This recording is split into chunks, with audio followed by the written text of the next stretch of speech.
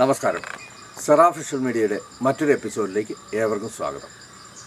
അച്ഛൻ ആതുര സേവന രംഗത്തേക്ക് ചുവടുമാറിയതായിട്ട് കേട്ടു. അതിനെക്കുറിച്ചൊന്ന് വിശദീകരിക്കാമോ? മുട്ടത്ത് വന്നപ്പോൾ അവിടെ പ്രത്യേകിച്ചൊന്നും ചെയ്യാൻ അപ്പോൾ ഇല്ല. ഏകദേശം എല്ലാം എല്ലാം ഒരു പുരോഗതി പ്രാപിച്ച സ്ഥലമാണ്. അപ്പോൾ ഞാൻ അവിടെ ഈ മനുഷ്യരെ എല്ലാം ടൂർ കൊണ്ടുപോയി. ഞങ്ങൾ തൃശ്ശൂർക്ക് ടൂർ പോയി. അപ്പം മദർ തെരേസ 97 ആ ചെന്നായിപ്പാറയുണ്ട്. അപ്പൊ ഞാൻ അവിടെ ചെന്ന് ആ ഭവനമൊക്കെ കണ്ടപ്പോൾ മദർ തെരേസ ഒരു അനാഥനെ പിടിച്ച് എൻ്റെ കയ്യിൽ വെച്ച് തന്നിട്ട് അച്ഛൻ കൊണ്ടുപോയി നോക്കാൻ പറഞ്ഞു. അതൊരു വലിയ ഭാഗ്യമാണല്ലോ. മരിക്കുന്നതിന് മുമ്പ് ചെയ്ത ഒരു കാര്യമാണ്. അവിടെ 350 പേരുണ്ടായിരുന്നു. അപ്പൊ ഒരാളെ ബസ്സാ കയറ്റിയപ്പം അതിന്റെ കൂടെ മറ്റുള്ളവരും എല്ലാം ഇടിച്ചു കയറി അനാഥശാലയിലെ ആൾക്കാരും. അപ്പൊ അവരെല്ലാം മദർ തിരിച്ചിറക്കിയെങ്കിലും ഞാൻ പറഞ്ഞു ഒരാളല്ല 10 പേരെ കയറ്റിക്കൊള്ളാൻ പറഞ്ഞു. ഞങ്ങൾ 10 പേരെയും കൊണ്ട് മുട്ടത്ത് വന്നു. മുട്ടത്താണ് ഞാൻ ഇരിക്കുന്നത്. മുട്ടത്ത് അവിടെ വേറെ ഒന്നും ചെയ്യാനൊന്നും ഇല്ല. മുട്ടത്ത് വന്നപ്പം അവിടെയുള്ള ആൾക്കാര് ഭക്ഷണവും വസ്ത്രവും ബെഡും പായും കട്ടിലും ഇവർക്ക് വേണ്ടതെല്ലാം നാട്ടുകാർ കൊടുത്തു.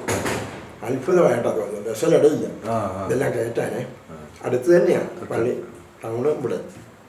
അങ്ങനെ എല്ലാം കയറ്റി അവിടെ പരിശോധന കൊണ്ടേ ആക്കി വേദപാഠം പഠിപ്പിക്കണം. ഞായറാഴ്ച പള്ളിമുറി കൊണ്ടേ കിടത്തി. അങ്ങനെ ഒരു മാസം ഇങ്ങനെ പരിശുകാലിലും പള്ളിമുറിയിലും ഒക്കെ ആയിട്ട് അവർ കഴിഞ്ഞു. ഈ മദർ തെരേസ തന്നത് കൊണ്ട് ഒരു വിശുദ്ധിയാണെന്നുള്ള ഒരു വിചാരം അന്നുമുണ്ട്. ജീവിച്ചിരിക്കുന്ന വിശുദ്ധ എന്നാണല്ലോ പറയുന്നത്. അങ്ങനെയായിരുന്നു ആ സംഭവം നടന്നത്. പിന്നെ ഞങ്ങളെല്ലാവരും കൂടെ കൂടി ഒരു അമ്പലക്കെട്ടം ഒരേക്കർ സ്ഥലം പള്ളിവാതിക്കൽ അച്ഛൻ തന്നു. പള്ളിവാതിക്കൽ അച്ഛൻ അമേരിക്ക ജോലി ചെയ്തു. സ്ഥലം തന്നത് ഒരേക്കർ സ്ഥലം. ആ സ്ഥലത്ത് ഞങ്ങൾ കെട്ടിടം പണിതു. 24 കൊല്ലം ഓൾ ഇന്ത്യ ലെവലിൽ വഴിയോരങ്ങളിൽ അലയുന്ന മാനസികരോഗികളെ അവിടെ കൊണ്ടുവന്ന് ഞങ്ങൾ നോക്കി ചികിത്സിച്ചു. വയലിലെ ആശുപത്രിയിലെ ജർമ്മനിയിൽ നിന്ന് വന്ന ഡോക്ടർ ആനിയാണ് ചികിത്സിക്കുന്നത്, സിസ്റ്ററാണ്. ആ സിസ്റ്റർ ചികിത്സിച്ച 5 മാസം കൊണ്ട് ഏത് മാനസിക രോഗിയും സുഖപ്പെടും. അങ്ങനെയായിരുന്നു. അപ്പം ഞങ്ങൾ 900-ന് ആൾക്കാർ 942 പേരെ ഓൾ ഇന്ത്യ ലെവലിൽ കൊണ്ടുപോയി വീടുകളിലാക്കിയിട്ടുണ്ട്. അത്രയും പേര്. ആളുകളൊക്കെ നമ്മുടെ കേരളത്തിലുള്ളതാണോ അതോ ഇപ്പോൾ ട്രെയിനിൽ വരുന്നവരാ? പുറത്ത് ഒറീസ വരെ ഞാൻ കൊണ്ടുപോയി വിട്ടിട്ടുണ്ട്. അപ്പോൾ മറ്റ് ഇന്ത്യയുടെ പല ഭാഗങ്ങളിൽ നിന്നുമാണ്. എല്ലാ ഭാഗങ്ങളിൽ നിന്നും വെറുതെ ട്രെയിനിൽ കയറി ഈ റോഡേകൂടെ നടക്കുക. ഹോട്ടലിലൊക്കെ ചെല്ലുമ്പം കൈ കാണിച്ച് ഭക്ഷണം മേടിച്ച് കഴിച്ചു. വസ്ത്രമൊക്കെ എല്ലാം അവരുടേത് ഒരുപാട് നാളായിട്ട് അലക്കിയിട്ടില്ല, മുടി വെട്ടിയിട്ടില്ല. അങ്ങനെ വഴിയോരങ്ങളിൽ അലയുന്ന മാനസികരോഗികൾ ഇവിടുന്ന് മൂലമറ്റം വരെ പോയാൽ പാലായിൽ മൂലമറ്റം വരെ പോവുകയാണെങ്കിൽ ഞാൻ ഒരു ദിവസം എണ്ണി 13 മാനസികരോഗികൾ വഴിയിലുണ്ട്. അത് 5 കൊല്ലം ഞാൻ അവിടെ ഈ മാനസികരോഗികളെ മൊത്തം കൊണ്ടുവന്ന് ചികിത്സിച്ച് സുഖപ്പെടുത്തി വീടുകളിൽ എത്തിച്ചു. വീടുകളിൽ എത്തിച്ചവരിൽ പിന്നെ അവർക്ക് അസ്വസ്ഥത തുടങ്ങിയവർ 32 പേര് ഈ 24 കൊല്ലം കൊണ്ട് തിരിച്ചു വന്നു. ആ തിരിച്ചു വന്നവരെ ഞങ്ങൾ പിന്നെ വീട്ടിലോട്ട് വിട്ടില്ല. ഞങ്ങൾ തന്നെ അവർ ഓർഫണാണ്, മാനസികരോഗിയല്ല. അവരെ ഞങ്ങൾ സംരക്ഷിച്ചു. ഇപ്പോൾ തോപ്രാംകുടിയിലെ ഒരു ഭവനത്തിൽ ഇവരെല്ലാം താമസിക്കുന്നുണ്ട്. മുട്ടത്തെ ഭവനം ഞങ്ങൾ മാനസികരോഗികളെ അതല്ലാതാക്കി മാറ്റി. അവിടെ ഓർഫനേജാണ് ഇപ്പോൾ അത്യാവശ്യം. ഇപ്പോൾ ഞങ്ങൾ പൂഞ്ഞാറ് മുതൽ വാഗമണ്ണ് വരെ പോയപ്പോൾ ഞാനൊരു 10-60 വീടുകൾ സന്ദർശിച്ചു. ഇവിടെ മുകളിലുള്ള ആൾക്കാർക്ക് താഴോട്ടിറങ്ങി വീട് വെക്കാനൊന്നും കഴിഞ്ഞില്ല, കാശില്ല. പുറത്തു പോയ മക്കൾ തിരിച്ചു വരുന്നില്ല. ഇവിടെ വീടെല്ലാം ഓട് പൊളിഞ്ഞു പോയി. വടിയും കുത്തി നിൽക്കുന്ന അപ്പനും അമ്മയും ഓടും. അവരോട് എല്ലാം ചോദിച്ചപ്പോൾ ഞങ്ങൾക്കൊരു താമസ സ്ഥലം തന്നാൽ മതി എന്നാണ് അവർ പറയുന്നത്.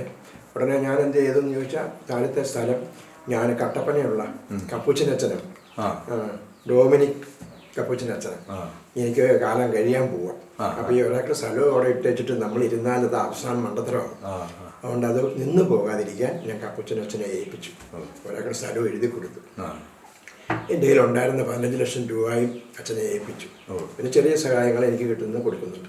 അവിടെ മുട്ടത്തുള്ള ഒത്തിരി തൊമ്മൻകുത്ത് വരെയുള്ള ആൾക്കാർ അവിടെ വന്ന് ശുശ്രൂഷ ചെയ്യുന്നുണ്ട്. അവരിപ്പോഴും ഉണ്ട്. അപ്പോൾ ഇപ്പോൾ അച്ഛനും ഞാനും കൂടി അവിടെ പുതിയ കെട്ടിടം പണിയുക. 200 അടി നീളമുള്ള 2 നില ഒന്ന് പണിതു. സിസ്റ്റേഴ്സ് ഉണ്ട് അച്ഛന്. ആ സിസ്റ്റേഴ്സിനുള്ള മണം പണിതു. ഇവരുടെ സാധനം വെക്കാനുള്ള അറകളെല്ലാം പണിതു. ബാക്കി എല്ലാ പണികളും പൂർത്തിയാക്കി അടുത്ത കൊല്ലം ജൂലൈ 3 ആകുമ്പോൾ അത് വെഞ്ചരിക്കണമെന്ന് കൊണ്ടിരിക്കുക. പാലാ പിതാവും കാഞ്ഞിരപ്പള്ളി പിതാവും കൂടെ ഒന്നിച്ച് ആ ഭവനം വെഞ്ചരിച്ച് ഞങ്ങൾക്ക് തരും. അപ്പോൾ ഈ മനുഷ്യർക്കെല്ലാം അവിടെ താമസിക്കാം. തോപ്രാംകുടിയിലുള്ള 33 പേരുണ്ട്. അവരെ കൂടി ഇങ്ങോട്ട് കൊണ്ടുവരും. അവർ മനസ്സിലോകളല്ല, അവരിപ്പം ഓർഫണാണ്. അവരെ കൂടെ കൊണ്ടുവരും. അപ്പോൾ ഒരു 300 പേരോളം അവിടെ താമസിക്കും. ഇപ്പം മുട്ടത്തിൽ നമുക്ക് 300 പേരെ താമസിക്കാനുള്ള സൗകര്യങ്ങൾ ഉണ്ടായിക്കൊണ്ടിരിക്കുകയാണ് ഒരേക്കറിനകത്ത്. അപ്പോൾ അവിടെ ഒരു സന്തോഷകരമായിട്ടങ്ങ് പോകാറുണ്ട് ജീവിതാന്ത്യത്തിൽ. തൊടുപുഴ അത് ക്രിസ്ത്യാനികൾ മാത്രമല്ല, ഹിന്ദുക്കളും മുസ്ലിങ്ങൾ വരെ അവിടെ ഉണ്ടായിരുന്നു. മുസ്ലിങ്ങളെയൊക്കെ 2 ആഴ്ച കഴിഞ്ഞപ്പോൾ അവരറിഞ്ഞു, അവരൊന്ന് കൊണ്ടുപോയി.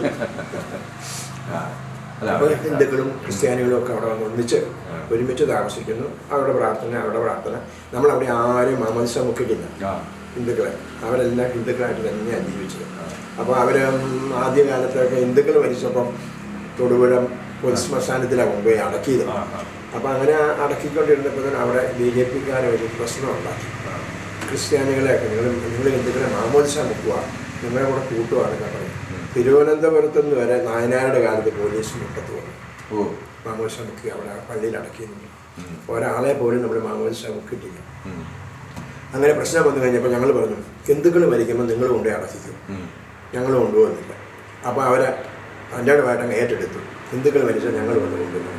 അവർ ആദ്യത്തെ ശവടക്ക് ഭംഗിയായിട്ട് മുട്ടത്ത് കൊണ്ടുപോയി നടത്തി, അല്ല തൊടുപുഴ കൊണ്ടുപോയി നടത്തി.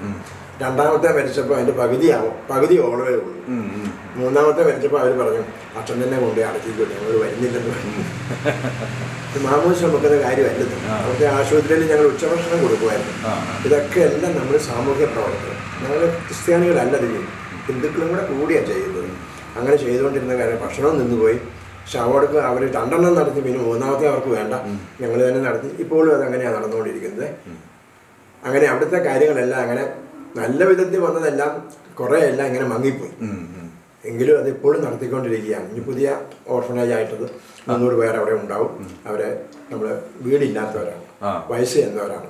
അവർക്ക് വേറെ സ്ഥലങ്ങളൊന്നും ഇല്ലല്ലോ, യാത്രാ സൗകര്യങ്ങളൊക്കെ കുറവും, നോക്കാനൊന്നുമില്ല. അതുകൊണ്ട് അവരെ നമ്മൾ സംരക്ഷിക്കുക. പക്ഷെ മക്കൾ ഇങ്ങോട്ട് വരുന്നില്ല, എന്ത് ചെയ്യാൻ പറ്റും? അങ്ങനത്തെ അവസ്ഥ. പിന്നെ അങ്ങനെ അത് 5 കൊല്ലം ആയപ്പോൾ ഞാനത് അവിടെ നിർത്തി. അവിടെ ചെയ്യാൻ പോയത് മാന്നാർ ചെന്നപ്പം പള്ളിയുടെ പരിസരത്ത് ഈ ടാറിടാത്ത റോഡേ ഉള്ളൂ, ടാറിട്ട വഴികളൊന്നും ഇല്ല. അപ്പോൾ ടാറിട്ട വഴി ടെൻഡർ ചെയ്യാനായിട്ട് തീരുമാനിച്ചു. പക്ഷെ അത് ഞാൻ നോമിനി വർക്ക് പിടിച്ചു, മറ്റവർക്ക് കൊടുത്തില്ല. ഞാൻ തന്നെ നോമിനി വർക്ക് പിടിച്ചിട്ട് ഞാൻ തന്നെ അത് ചെയ്യിപ്പിച്ചു.